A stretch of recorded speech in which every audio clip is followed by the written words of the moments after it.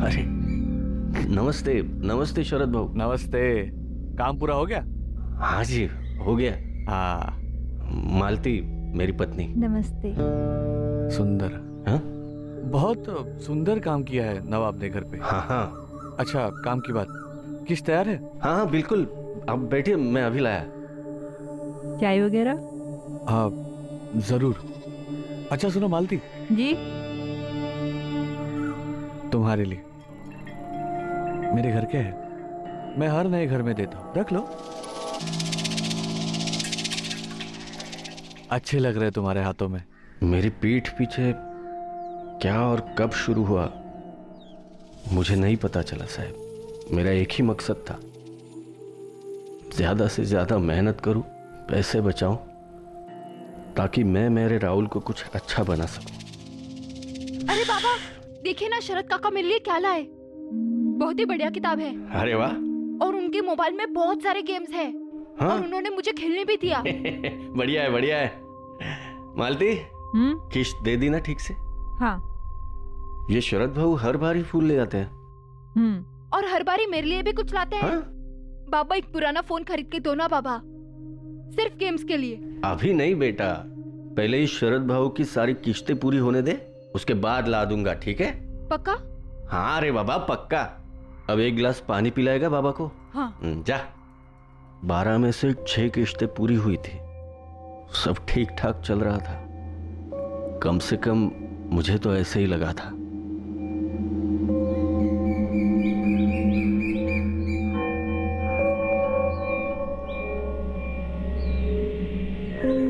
उस दिन 2 तारीख तो नहीं थी।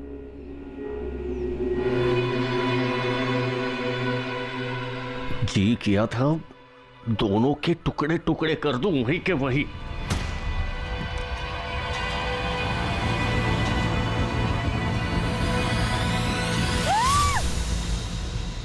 नहीं। वो मैं यहाँ से गुजर रहा था तो सोचा हालचाल पूछता चलो। अरे तुम्हारे हाथ को क्या हो गया तुकाराम? खेत में कट गया क्या? मैं हल्दी लेके आती हूँ।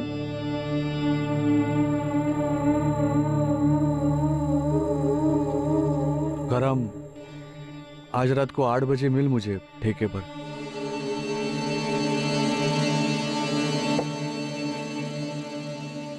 देख तुकाराम, मुझे पता है कि गलत है, लेकिन जरूरत भी एक चीज होती है ना, सिर्फ मेरी नहीं है, मालती की भी। शरद भाऊ, आपकी भी पत्नी है, बच्चे हैं। मेरी जगह आप होते तो क्या करते? सिर्फ पत्नी होती, बच्चा नहीं होता तो पता नहीं मैं क्या करता, लेकिन बच्चे के खातिर, परिवार के खातिर मैं सोचता चलो पत्नी को अपनी जरूरतें पूरी करनी है, मैं अपना देख लूंगा जो भी है वो, लेकिन घर तोड़ने का कोई मतलब नहीं बनता। और तूने अभी अभी अपने घर की मरम्मत की है दुकान, तेरी जो 6 किश्त है उसकी फिक्र मत कर, वो मैं भर दूंगा। देख तुकाराम, मेरा इरादा तेरा घर तोड़ने का नहीं है, बस मुझे छुप छुप कर कुछ नहीं करना। बोल, मंजूर है?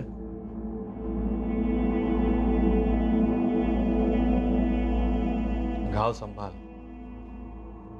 अभी नया है, थोड़े दिन में भर जाएगा। लालच था, मजबूरी थी, डर था, पता नहीं क्या था, शायद सब था, पर मैंने मेरी पत्नी और उसके प्रेमी का रिश्ता कबूल कर लिया।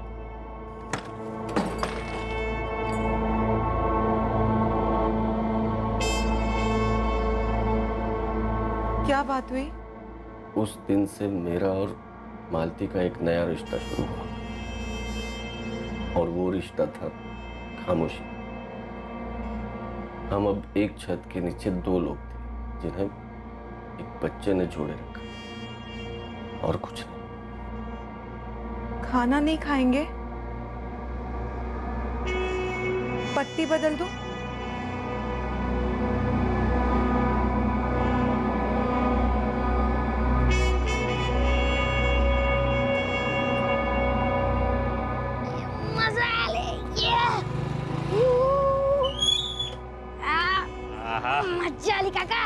आजा अली। हाँ, अगली बार तुझे और दूर ले जाऊंगा और एक दिन तुझे चलाना भी सिखाऊंगा, ठीक है?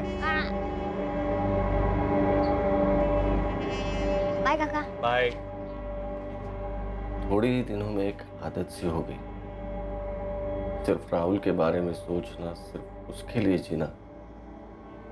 बाकी सब कुछ मानो तो एक पूरा सपना था, और उस पूरे सपने की आदत हो गई मुझे। उसे मैं झेल लेता सिर्फ अपने राहुल के लिए, और अब राहुल को ही मार।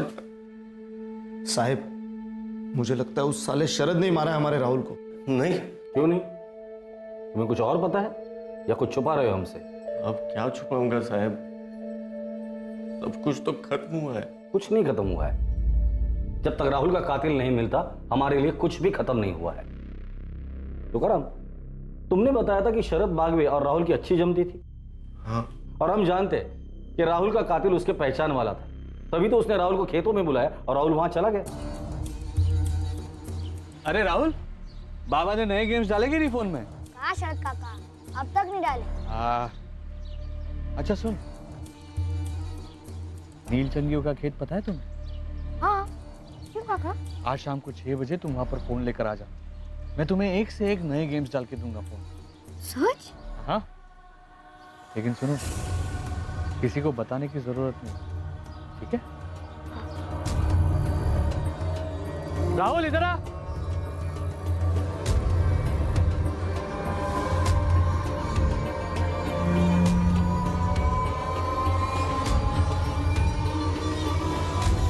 ला फोन दे, मैं गेम्स डाल देता हूँ।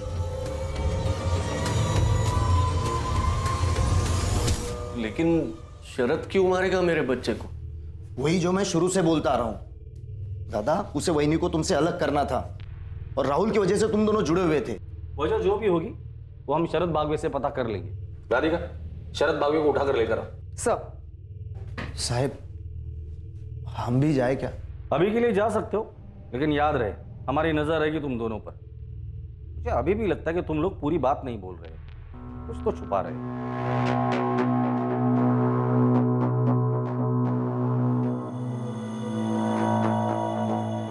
क्या बोला कमलू ने? कह रहा है कि वो भागा ही नहीं था। भागा नहीं था तो कहां था पिछले 4 महीने से? और तेरे बाप ने मिसिंग कंप्लेंट क्यों दर्ज की? साहब, उस सुखीलाल नीलचंदी के घर चोरी हुई, तब आप लोगों ने मुझे बेकार में इतना तोड़ा। उसके बाद मेरे खिलाफ कुछ साबित नहीं हुआ, लेकिन खिलाल के गोदाम में काम करने के लिए मन नहीं कर रहा था साहब। इस गांव से ही बाहर निकलना चाहता था, इसलिए मैं दिल्ली चला गया। क्या काम कर रहा था दिल्ली में? कहाँ काम कर रहा था? पहाड़गंज में एक ढाबा है, रोलीदा ढाबा, वहां बैटरी का काम कर रहा था। ऐसा कितना बिजी था जो घर पे एक भी फोन नहीं कर सकता था तू? और पिछले 4 महीने से तेरा फोन भी स्विच ऑफ था। साहब, वहां जाते मेरा फोन खराब हो गया, टाइम ही नहीं मिला रिपेयर करने के लिए। आपको नंबर देता हूँ ढाबे का, पूछ लीजिए रोली सेठ से। नंबर लिख। तो वापस क्यों लौटा? अब वापस नहीं लौटा हूँ साहब, 1 हफ्ते की छुट्टी पर आया हूँ। और तेरा जोड़ीदार जीतू, वो भी उसी ढाबे पे काम कर रहा था, उसे भी छुट्टी नहीं मिली, उसका फोन भी खराब था पिछले 4 महीने से। मुझे नहीं पता साहब जीतू कहाँ है, मैं अपने से अकेले गया था दिल्ली, पिछले 4 महीनों से उससे बात तक नहीं हुई मेरी। लगता पिछली बारी तुम दोनों की ठीक से खातिरदारी नहीं की थी हमने। तुझे क्या लगता है हम लोग इतने मूर्ख हैं तो तेरी बातों में आ जाएंगे? हाँ साहब, मैं झूठ नहीं बोल रहा हूँ साहब, मुझे नहीं पता जीतू कहाँ है। आपको नंबर दिया, आप रोली सेठ को फोन करके पूछ लीजिए। और फिर से अगर मुझे मारा ना साहब तो मैं वकील करूंगा और मेरे पूरे समाज को इकट्ठा करूंगा। धमकी दे रहा है पुलिस को? खुद की इज्जत और जान बचाने को आप धमकी कहते हो तो इसे धमकी समझ लीजिए सर। दिल्ली वाले ढाबे के मालिक ने क्या कहा? वही बोला जो कमलू कह रहा है सर, मैंने वहां की पुलिस को डबल चेक करने के लिए कहा है। चलो मान लेते ये कमलू सच भी बोल रहा है, लेकिन उसी रात ये जीतू कैसे गायब हो जाता है और पिछले 4 महीने से नो कांटेक्ट जोन में है, और दोनों के परिवार एक साथ मिसिंग कंप्लेंट कैसे दर्ज कर सकते हैं? सर, दोनों परिवारों पर नजर रखना बनता है, कुछ तो खटक रहा है।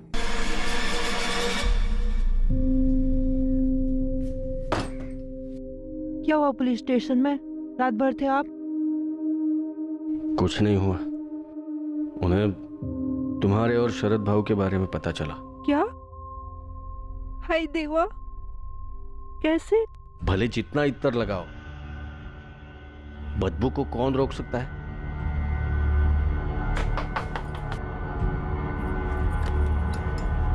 मालती, जी कुछ पता चला मेरे बेटे के कातिल के बारे में? थाने बुलाए तुम्हें साहब ने। बहू, सुना आपने? कमलू घर आ गया है, दिल्ली में था और वो पुलिस वालों को बोला कि वो खुद से गया था। और इतने दिनों से वो लोग बाबा को विलेन बना रहे थे, अब तो सच में ही कुत्ते को गायब कर देना चाहिए। चुप, जय समझो वेला, बेची की तरह जबान चल रही है इसकी आजकल। चला जा, मूर्ख गुटला। अरे महेश ऐक ना। अरे बेटा सुन। रोजी तू, उसका क्या? वो भी लौटा है? कमलू, पुलिस ने जीतू के बारे में कुछ बताया? वो मुझे कुछ क्यों बताने लगे? सिर्फ जीतू के बारे में कुछ आड़े टेढ़े सवाल किए जा रहे थे। सच होता है शरद बागवी, पिछले 1 साल से तुकाराम तोलारी की बीवी मालती के साथ तुम्हारा अफेयर चल रहा है। जी। क्या राहुल ने तुम दोनों का ऐसा कोई वीडियो बनाया था जो किसी को देखना नहीं चाहिए था? क्या बकवास कर रहे हैं सर? ऐसा कुछ नहीं हुआ था। शरद, क्या तुमने राहुल को मार डाला खेतों में बुलाकर? क्या अनाप शराब बक रहे हो सर आप? वो बच्चा मुझसे प्यार करता था। और शरद क्यों मारेंगे राहुल को? 10 जून की शाम को तुम कहाँ थे शरद? सर, मैं मालती के साथ था, उसी के घर। शरद जी, आप जरा बाहर देख के आएंगे क्या कि राहुल आ गया कि नहीं? 1 घंटे पहले आ जाना चाहिए था। मालती, अगर मैं अभी बाहर जाऊंगा तो लोग देख लेंगे। हाँ ठीक बात है, मैं चली जाती हूँ, देख के आती हूँ। आप अंधेरा हो जाए तो निकल जाइएगा। हाँ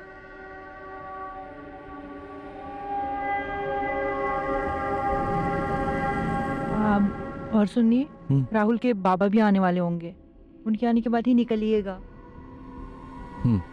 मैं आती हूँ। मैडम, मैं वहाँ आधा घंटा बैठा रहा, फिर तुकाराम वहाँ आया। नमस्ते शरद बाबू, ये राहुल और मालती कहाँ है? वो राहुल शाम से घर नहीं लौटा है, तो मालती उसे ढूंढने गई। क्या? मैं भी जाकर देखता हूँ। रुक तुकाराम, अंधेरा हो गया, मैं भी निकलता हूँ। बस यही हुआ था मैडम। यही सच है। क्या मेरे पति ने कहा कि शरद ने राहुल को? देखिए, हमसे किसने क्या कहा ये बात मायने नहीं रखती, हमें शक था, पूछ लिया। तुकाराम मुझ पर कभी उंगली नहीं उठाई। मैं जानता हूँ आपके कान उसके भाई प्रवीण ने भरे होंगे। वो मुझे पहले से पसंद नहीं करता था। आप इतना सब पता लगा रहे हैं तो आपने ये भी पता लगा ही लिया हो कि तुकाराम और प्रवीण के बीच में जमीन को लेकर मसला था। तो तुम्हारा कहना है कि प्रवीण ने राहुल को मारा हो? सर, वो मुझ पर बेवजह उंगली उठा रहा था, शायद उसी में कुछ खोट हो। नहीं साहब, मैं नहीं मानती कि प्रवीण ने कुछ भी किया है। तो तुम्हें किस पर शक है? मुझे नहीं पता साहब। देखिए सर, मालती के साथ रिश्ता बनाकर मैंने शायद गलत किया, लेकिन मेरा यकीन कीजिए, इसके अलावा मैंने कुछ गलत नहीं किया। इस रिश्ते की वजह से जीते जी मेरा पति मुझसे अलग हो गया और इकलौता बेटा खोया है मैंने। इस रिश्ते की वजह से? बचा क्या बताऊं, मेरे पापों की सजा मिल रही है मुझे, और कुछ नहीं। आप लोगों का निजी जिंदगी में क्या चलता है उससे हमें कोई लेना देना नहीं, हमारा ताल्लुक भी नहीं। लेकिन उसका साया अगर इस केस में, राहुल मर्डर केस में दिखाई दिया तो इस केस से जुड़े सभी निजी रिश्तों की बाल की खाल उतार दूंगा। साहब, कमलू तो लौट गया, लेकिन मेरा भाई जीतू कब तक लौटेगा? जब लौटेगा तो पूछ लेंगे उससे। आप हल्के में ले रहे हो साहब, मैं दावे के साथ कह सकती हूँ उस सुखीलाल ने कुछ कर दिया मेरे जीतू के साथ। तुम इसी दावे के साथ कमलू के बारे में भी बोल रही थी रोहिणी? क्योंकि दोनों एक ही दिन गायब हुए थे साहब। कमलू लौटा तो उसके घर वालों के अच्छे नसीब, लेकिन हम लोग ऐसे आस लगाकर कब तक बैठे रहेंगे साहब? मालती, अब हम नहीं मिलेंगे। तुकाराम सही कह रहे थे, बदबू कभी छुपाई नहीं जा सकती। शरद बागवे और मालती तोलारी। सर, लेकिन मालती तो माँ है। पता है मुझे, राधिका कम होता है ये सब, लेकिन ये तब होता है जब अवैध रिश्ते का जुनून माँ के रिश्ते को भी निगल जाता है। रेयर केसेस है, लेकिन हमने देखे हैं। जी सर। लेकिन शरद बागवे तो प्रवीण तोलारी की तरफ इशारा कर रहा है। राधिका, इन सबके कॉल रिकॉर्ड निकालो और अच्छे से स्कैन करो, इन सबके पीछे खबरी लगा दो, कोई भी आउट ऑफ रडार नहीं होना चाहिए। 2 और महीने बीत गए, लेकिन राहुल के कत्ल की इन्वेस्टिगेशन में कोई खास बढ़ोतरी नहीं हुई। सभी मुमकिन संदिग्धों के कॉल रिकॉर्ड स्कैन हुए, फोन लोकेशन स्कैन हुए, पर कहीं से कोई सुराग सामने नहीं आया। तुकाराम और मालती के पड़ोसी चौंक गए थे ये जानकर कि मालती का 1 साल से शरद बागवे के साथ अफेयर चल रहा था। मेरी बात सुनो सुप्रिया, सुप्रिया सुनो तो सही। शरद बागवे की अपनी पत्नी भी इस अफेयर के बारे में जानकर बुरी तरह से हिल गई। खबरियों की तरफ से भी किसी भी संदिग्ध के बारे में कोई खास जानकारी नहीं आ पाई। रोहिणी अपने लापता भाई जीतू के बारे में जानने के लिए लगातार पुलिस स्टेशन के चक्कर काटते जा रही थी और सुखीलाल नीलचंदी पर आरोप लगाए जा रही थी। दूसरी ओर कमलेश अपनी छुट्टी पूरी कर वापस दिल्ली लौट गया अपने काम पर। उसे रोक कर रखने के लिए पुलिस के पास कोई सबूत नहीं था। और वहीं बच्चे को खोने के बाद तुकाराम सभी रिश्तों से परे जाने लगा था, पर अंदर ही अंदर वो घुट रहा था, कुछ छुपा रहा था। राहुल का कत्ल एक शातिर साजिश का परिणाम था और इस साजिश के पत्ते बहुत जल्द खुलने जा रहे थे।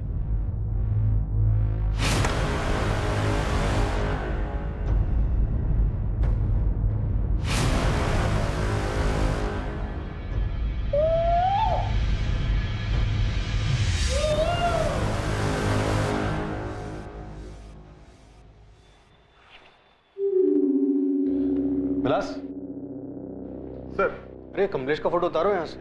बंदा लौटा, खुद से गया था, उसकी मिसिंग कंप्लेंट क्लोज की है। उतारो। जी सर। मेरे भाई की फाइल क्लोज कब करेंगे साहब? जैसे कमलेश खुद से लौटा और अपनी फाइल क्लोज करवाई, हमारा मानना है तुम्हारा भाई भी जल्दी लौटेगा और उसकी फाइल क्लोज होगी। देखिए सर, आपने बड़ी चालाकी से उस सुखीलाल को हमारी बिरादरी के बच्चे राहुल के कत्ल के केस से तो बचा लिया होगा, लेकिन मैं उसे मेरे भाई के केस से इतनी आसानी से बचने नहीं दूंगी। हाँ मुकुल बोल। मालिक एक टिप है, जल्दी बोल। आपका ये राहुल मर्डर केस और जीतू मिसिंग केस जुड़े हुए हैं, आप मिल सकते हो? ठीक है, 10 मिनट दे। रोहिणी, हमें लगता है तुम्हारे भाई की फाइल जल्दी क्लोज होने वाली है। क्या हुआ साहब? क्या केस सुखीलाल ने मेरे भाई के साथ? साहब मैं भी आ रही हूँ आपके साथ। तुम अभी घर जाओ, हमें हमारा काम करने दो। साहब उसका नाम माया है, माया तोलारी, 5वीं पास, मेरे बहन के साथ स्कूल में पढ़ती थी। देख मुकुल, जान पहचान दोस्ती एक अलग बात है, लेकिन मैं तुझे नहीं बता सकती कि वहाँ क्या हुआ था। हमारी बिरादरी के लोगों ने ना मिलकर भगवान की कसम खाई थी कि कोई भी बात बाहर नहीं जाएगी। बच्चे तो भगवान का रूप होते हैं ना माया, और एक बच्चे का कत्ल हुआ है, वो भी तेरी बिरादरी का था। लेकिन तू समझ क्यों नहीं रहा है? मैं नहीं बता सकती कि वहाँ क्या हुआ था। कहाँ क्या हुआ था? वो जिस दिन राहुल का मर्डर हुआ था, उसके दूसरे दिन उसके घर पे समाज की मीटिंग हुई थी। क्या मीटिंग? पर तू कह रहा था जीतू मिसिंग केस और राहुल मर्डर केस आपस में जुड़े हुए, कैसे? माया मेरे को बताइए, मैं आपको बताऊंगा। आप सुखीलाल से पूछेंगे, तुकाराम से पूछेंगे, अब डायरेक्ट उठा के पूछ लो ना साहब। मैं तो पहले से बोल रहा था, ये जात बिरादरी का झोल है। सुनिए सुनिए, उठिए, पुलिस आई है, उठिए, पुलिस आई है।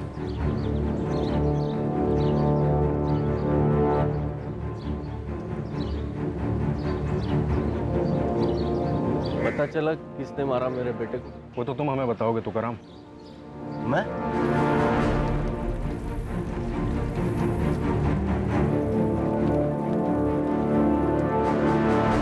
तुकाराम, 11 जून को दोपहर को तुम्हारे घर पर मीटिंग हुई थी तुम्हारे तोलारी समाज की। जी, उसके एक दिन पहले तक मेरा राहुल जिंदा था और आज हम उसी के कातिल को ढूंढ रहे हैं। उस मीटिंग में क्या हुआ था वो बताओ ना। मैं तो कुछ सुन भी नहीं रहा था। और राहुल के हमारा छोटा भाई प्रवीण तो तुम्हारे साथ है ही, हम सब भी हैं। तुम्हें इंसाफ मिलने तक हम चुप नहीं बैठेंगे। ओम प्रकाश भाऊ, आप हमारे समाज के मुखिया हैं। आप ही पुलिस को सीधा सीधा जाके बता क्यों नहीं देते कि कौन है इस सब के पीछे? हम सब जानते हैं कि सुखीलाल नीलचंदी का किया करा है। रोहिणी, तुम्हें बीच में बोलने को कहा है किसी ने? समाज में नीलचंदे को हमसे कितना प्यार है हम सबको पता है, और कोई मुंह खोलने को तैयार ही नहीं है। पर किसी को तो बोलना पड़ेगा ना। मेरे भाई जीतू को खा गए वो लोग। उधर देखिए, सुरेश भाव के कमलू को भी खा गए। जिसका कोई जाता है वही जानता है। एक मिनट, बघा ओम प्रकाश भाऊ, क्या हमें पक्का मालूम है कि सुखीलाल सेठ ने मेरे बच्चे को मरवाया? कोई और भी तो हो सकता है नहीं? कोई और मतलब? साफ साफ कहो तुकाराम, डरो मत। हम काहे का डर भाऊ? मैं ये कह रहा हूं कि कातिल कोई और भी हो सकता है, हमारे बीच में से हो सकता है। तो उसका नाम लो तुकाराम दादा, बोलो। हाँ तुकाराम, नाम लो। अगर बिरादरी में किसी पर शक है तो नाम लो उसका। हम सब भगवान की कसम खाते हैं, जो बात यहाँ हुई है वो बाहर नहीं जाएगी। कसम खाओ। कसम है, कसम है। लेकिन अगर किसी का नाम नहीं लेने वाले तो अपनी बिरादरी का नाम तो ना ही लो। बेकार में वो नील चंदी और पुलिस वालों को मौका मत दो हमारे लोगों को परेशान करने का। मुआवजा कितना मिला? क्या? सुखीलाल के आदमी पकिया ने तुम्हें पैसे दिए थे। ये सुखीलाल का आदमी पकिया, वो कल आया था यहाँ, इस तुकाराम को कुछ पैसे दे रहा था। लेकिन मैंने आपको बताया था कि वो पैसे किस लिए थे। कल सुखीलाल सेठ ने पकिया के हाथों मेरी तनख्वाह और 1 महीने का एडवांस भिजवाया। हाँ बताया था, लेकिन हम कैसे यकीन माने कि जो तुम बोल रहे हो वो सच है? हो सकता है कि मुंह बंद रखने के लिए वो पैसे दिए गए हो तुम्हें। साहब, मैं अपने बेटे राहुल के कत्ल के बारे में चुप बैठूंगा। लेकिन हमारे सामने तो तुम चुप बैठे हो। हमारी नाक के नीचे एक आदमी का तुम्हारी बीवी के साथ 1 साल से अफेयर चल रहा था। ये बात तुमने हमें बतानी जरूरी नहीं समझी। तुम्हारे बेटे के कत्ल के अगले दिन तुम्हारे समाज की बैठक हुई, खुद सुखीलाल का नाम उठा, खुद तुम्हारे समाज ने मुआवजे और तहकीकात की मांग की, और तुमने एक शब्द भी नहीं बोला। क्यों? साहब, मेरा दिमाग सुन था और इन दोनों बातों का मेरे बेटे के कत्ल से कोई ताल्लुक नहीं है। ताल्लुक है, वो ताल्लुक तुम हो। क्या कह रहे हो आप साहब? तुम अपनी बीवी मालती से नफरत करने लगे थे, इतनी नफरत कि उससे ताल्लुक रखने वाली हर चीज से तुम्हें नफरत हो गई। और राहुल, वो तो उसी की कोख से पैदा हुआ था। नहीं साहब, ये आप बोल भी कैसे सकते हो? ये हम नहीं बोल रहे, तुम्हारी खामोशी बोल रही है। और तुकाराम, खामोशी का मतलब हम लोग झूठ समझते हैं। कातिल राहुल की जान पहचान वाला था, उसने राहुल को खेत में बुलाया और वो गया। और राहुल को खेत में बुलाने वाला और कोई नहीं बल्कि तुम थे। बाबा, आपने मुझे यहाँ क्यों बुलाया? आप मुझे तोहफा देने वाले थे ना? आपने मेरे लिए नया गेम लाया, लेकिन वो मेरे मोबाइल में कैसे डालेंगे? आंखें बंद कर।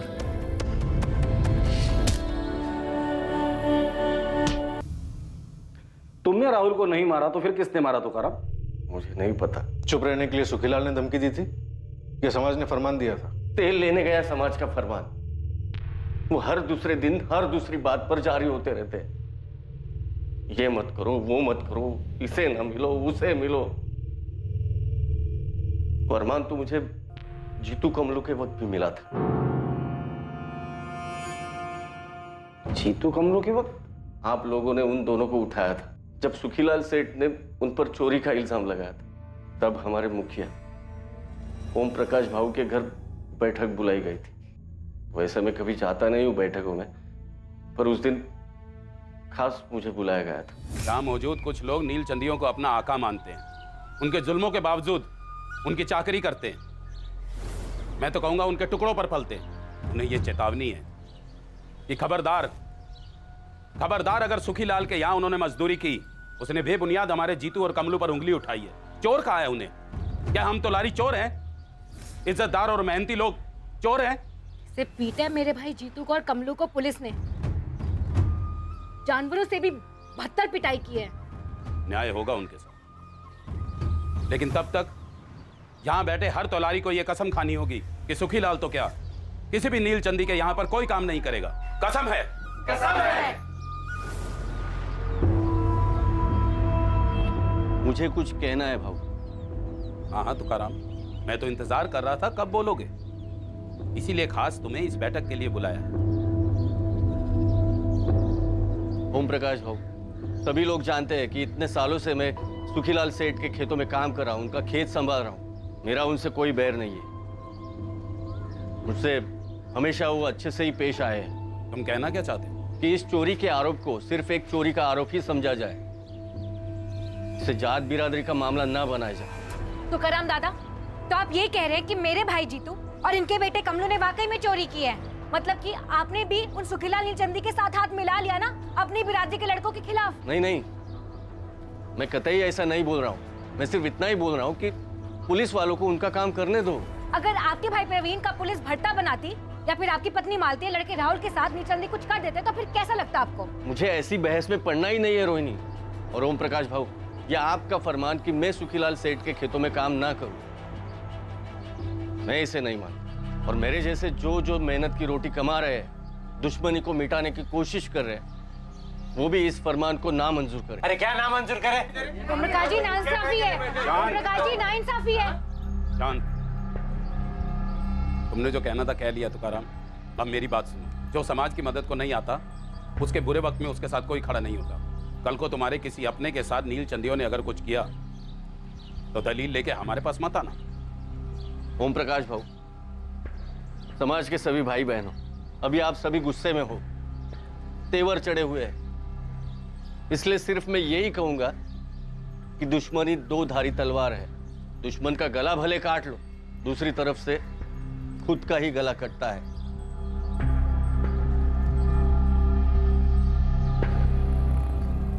फालतू का फरमान था साहब, कुछ लोगों ने नहीं सुना, कुछ लोग छुप छुप के काम करते रहे और खुद जीतू और कमलू छूटने के बाद वही सुखीलाल सेठ के यहाँ काम करते रहे और 6 महीने बाद गायब हो गए। मुझे नहीं पता वो गायब हो गए या खुद से ही गए या क्या हुआ। तुम्हें किसी पर शक है? किसने मारा होगा राहुल को और क्यों?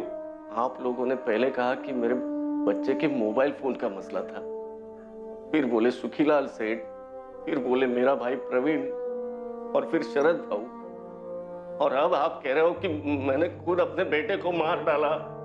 मैं थक गया हूं साहब, थक गया हूं मैं। मुझे मेरे राहुल के पास जाना है साहब।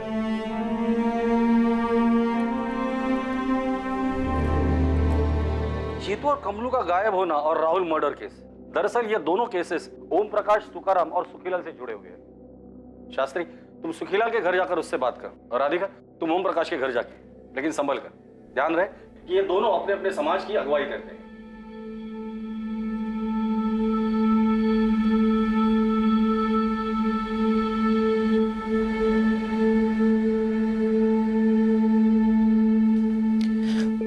बैठो मालती।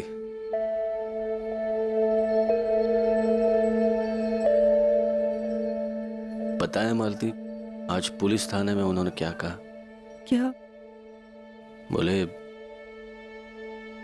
मुझे तुमसे इतनी नफरत है कि मैंने वो नफरत तुम्हारे बेटे राहुल पर निकाली।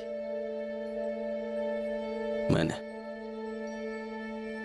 राहुल को मार डाला मालती, ऐसे बोले। कीड़े पड़े उन्हें। आपके जैसा पिता इस दुनिया में नहीं है। लेकिन मैं एक अच्छा पति नहीं बन सका। और मैंने जो रेखा पार की, उसकी माफी इस जन्म में नहीं है। पर आपने बड़ा दिल रखा। क्या बड़ा दिल? मैंने लालच की रेखा पार की थी। मुझे भी इस जन्म में कोई माफी नहीं है, लेकिन बेटा हम दोनों ने खोया है।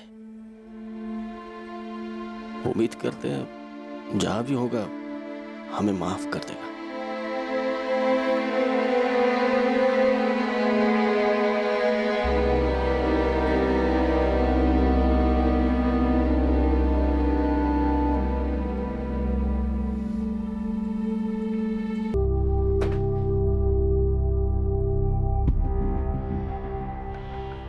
नमस्कार शास्त्री जी, बोलिए क्या सेवा कर सकते हैं? सीधा सवाल है सुखीलाल जी, राहुल तुलारी को किसने मारा? सुखीलाल नीलचंदी के खिलाफ सबूत इकट्ठा करना आपका काम है मैडम, लेकिन एक बात जरूर कहूंगा दावे के साथ, मेरी बिरादरी से ऐसा कोई नहीं है। अरे कोई अपनी बिरादरी के बच्चे को कैसे मारेगा? बच्चा तो मारा गया है ओम प्रकाश जी, और सुखीलाल के खिलाफ हमें कोई सबूत भी नहीं मिला। जीतू और कमलू के केस में भी नहीं, और कमलू तो लौट आया है। वही तो बात है, दोनों केसेस में जानबूझकर मेरा ही नाम लिया गया है। कोई बच्चा भी बोलेगा ये उन्हीं के बिरादरी में से किसी की चाल है। पर राहुल को सच में मारा गया सुखीलाल जी? खास मुझे बदनाम करने के लिए उस बच्चे को बलि का बकरा बना दिया गया होगा। नामुमकिन, लेकिन अगर ऐसा है तो मैं आपको जबान देता हूं, हमारे समाज से आपको पूरी मदद मिलेगी उस गद्दार को ढूंढने में, लेकिन वो मिलेगा नहीं, क्योंकि ऐसा कोई है ही नहीं।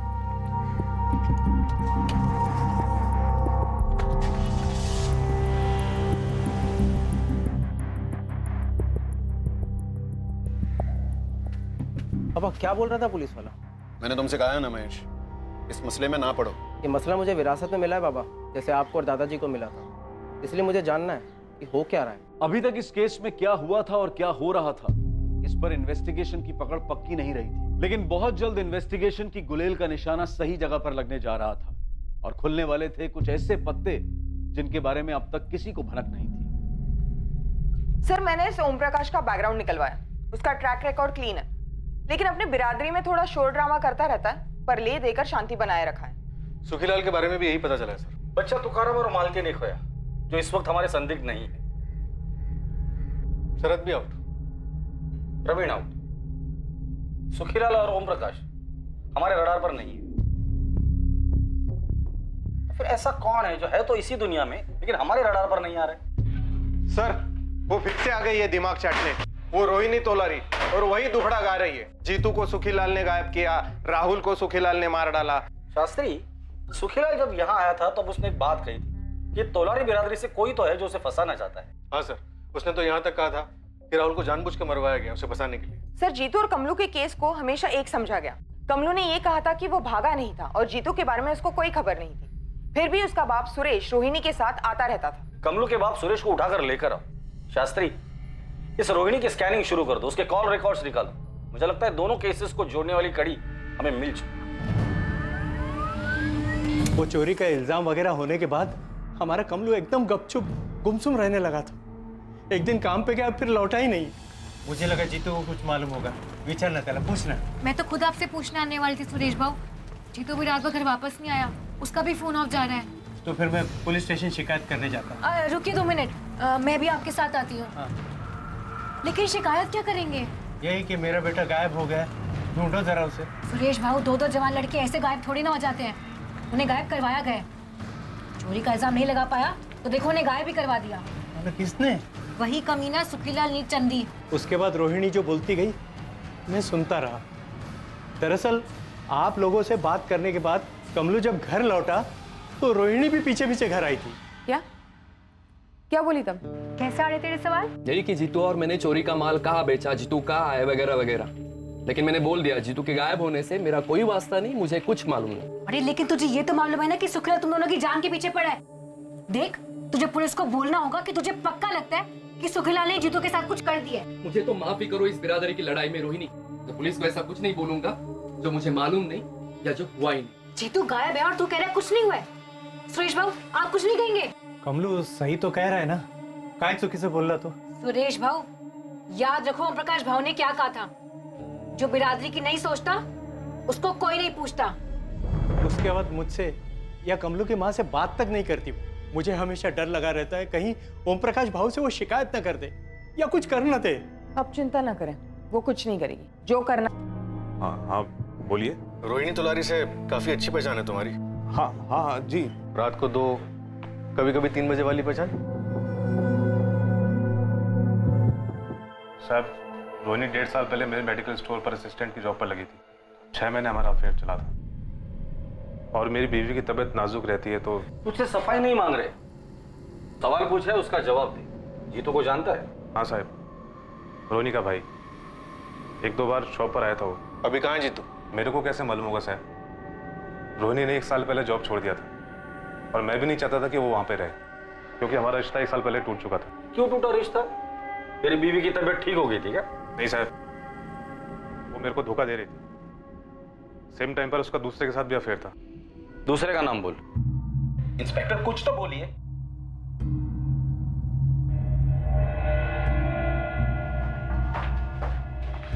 नहीं है सर। आप बताएंगे आप मेरे बेटे को ढूंढ क्यों रहे हैं? आपका बेटा 18 साल का हो गया? नहीं, अभी 2 महीने बाकी हैं। बच्चा है वो। आपके बिरादरी की रोहिणी तोलारी के साथ आपके बच्चे का 1 साल से चक्कर चल रहा है और हमें शक है कि रोहिणी का हाथ है राहुल के मर्डर में, और शायद आपके बेटे का भी। ओम प्रकाश जी, आपका नाम अच्छा है, अब काम भी अच्छा कीजिए। बताइए, आपका बेटा विनीत कहाँ मिलेगा? वो कभी कभी हमारे खेत वाले पुराने मकान में जाता है अपने दोस्तों के साथ।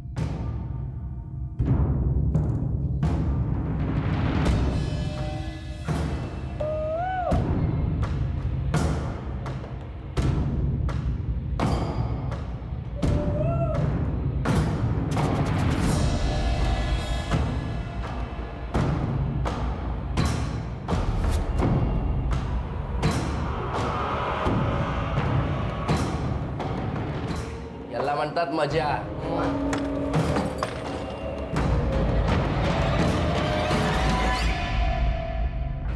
जितेंद्र तोलारी उर्फ जीतू, 6 महीने से तेरी बहन ने हमारा सर खा के रखा था। कहाँ है जीतू, कहाँ है जीतू? अब हम तुम तीनों का सर खाएंगे। ले चलो। साहब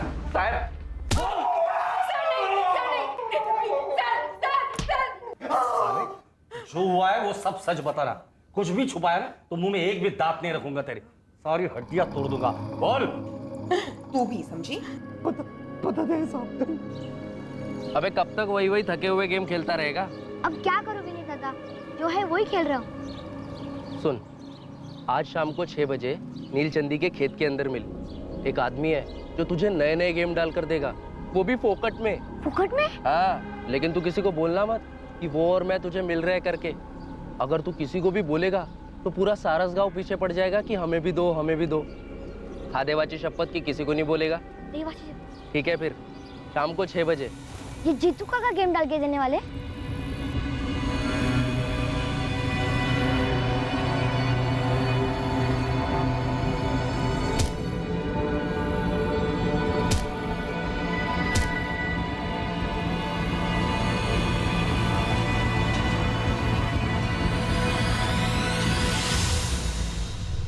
विनीत, रोहिणी और जीतू ने अपना जुर्म कबूल किया। अब तेरी बारी। क्या क्या किया इसने मैडम? और ये जीतू और रोहिणी ने क्या कबूल किया है? विनीत, बताओगे नहीं अपने पापा को? अरे क्या किया है तूने? क्या किया है? सुखीलाल को फंसाने के लिए तुमने राहुल को मरवाया? सुखीलाल ने मेरे भाई को चोर कहा, उसे खूब पिटवाया, और फिर जब कमलू गायब हुआ तो मुझे लगा ये मौका अच्छा है। जीतू, जीतू उठ ना, जीतू जल्दी उठ। कमलू कल रात से गायब हो गया, कहीं भाग गया होगा। तू भी कुछ दिन के लिए गायब हो जा। मैं सुखीलाल नीलचंदी के खिलाफ शिकायत दर्ज करने वाली हूँ। सबको लगेगा उसने तुम दोनों को गायब करवा दिया है। फिर देखना उसकी खैर नहीं। समझ गया ना? चल जल्दी कर, अब क्या सोच रहा है, जल्दी कर। लेकिन जब तुकाराम ने साथ देने से मना किया तब मेरी सुलग गई। मुझे उसे सबक सिखाना था।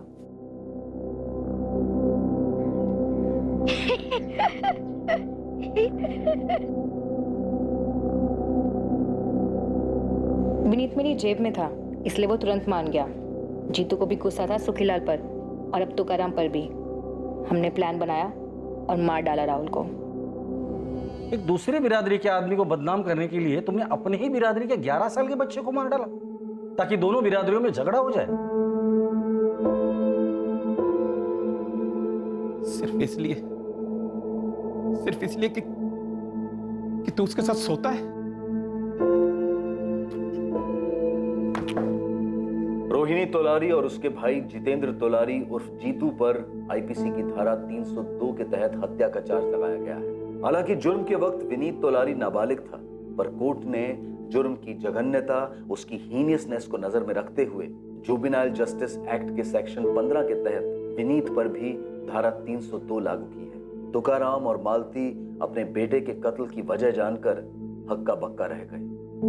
ओम प्रकाश को भनक तक नहीं थी कि राहुल के कातिलों में एक उसी का नाबालिग बेटा विनीत था। सुखीलाल इस बात को हजम नहीं कर पा रहा है कि उससे बदला लेने के लिए रोहिणी ने एक मासूम बच्चे को मार दिया। दूसरी तरफ उसके घर हुई चोरी का केस अब तक हल नहीं हो पाया है। इन्वेस्टिगेशन जारी है। रोहिणी तोलारी ने गुलेल के एक पत्थर से 2 निशाने लगाने की कोशिश की। एक निशाना था दुश्मन बिरादरी के सुखीलाल से बदला लेना, दूसरा मकसद था अपनी ही बिरादरी के तुकाराम को गहरा घाव देना, क्योंकि उसने अपनी बिरादरी के फरमान का अनादर किया।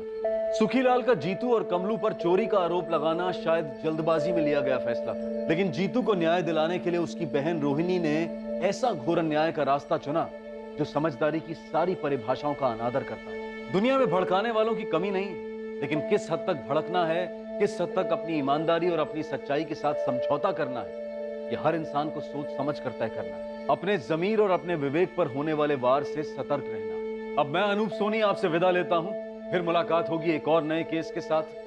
और याद रखें, क्राइम और आपके बीच में सिर्फ इतना फर्क है कि आप कितने सतर्क हैं। सतर्क रहें, सुरक्षित रहें।